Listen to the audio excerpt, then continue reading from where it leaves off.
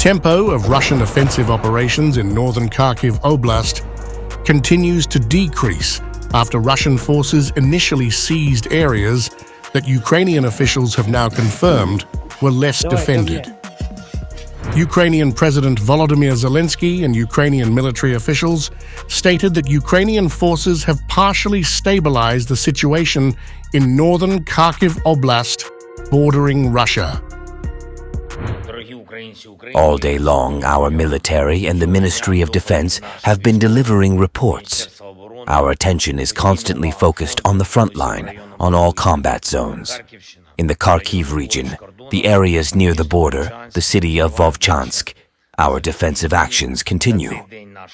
Over the course of the day, our defense and security forces of Ukraine, all units involved, have managed to partially stabilize the situation. The occupier, who entered the Kharkiv region, is being destroyed with all available means. Artillery, drones, and our infantry are working quite accurately. I thank all those who are in their positions now. President Volodymyr Zelensky's scheduled visit to Spain had to be abruptly cancelled due to the escalating situation in Ukraine, particularly in Kharkiv, the country's second-largest city, which faces imminent threat from advancing Russian forces. ABC News was granted exclusive access to accompany President Zelensky during his visit to a hospital in Kharkiv. During the visit, President Zelensky met with soldiers wounded in the northern defense and personally awarded them with medals recognizing their valor and sacrifice in the ongoing conflict. In the interview, put the blame of Kharkiv's situation on the delayed aid. He said, "It's the world's fault. They gave the opportunity for Putin to occupy, but now the world can help."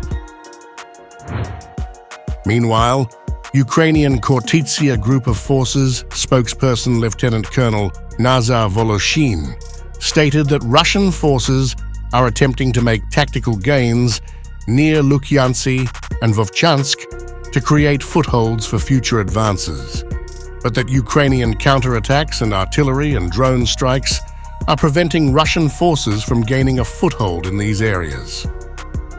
Kharkiv Oblast administration officials stated on May 15th that constant Russian shelling makes it impossible for Ukrainian forces to establish fortifications within 3 to 5 kilometers of the international border in Kharkiv Oblast, and that Ukrainian forces constructed the first and second lines of defense about 12 to 13 kilometers and 20 kilometers from the international border, respectively. ISW currently assesses that Russian forces have advanced no more than 8 kilometers from the international border in northern Kharkiv Oblast. Russian forces operating in Russia could easily conduct artillery strikes against Ukrainian defensive positions close to the international border, and Western prohibitions on the use of Western-provided weapons systems for strikes against rear Russian areas across the border make potential fixed Ukrainian defensive positions close to the international border vulnerable and possibly indefensible.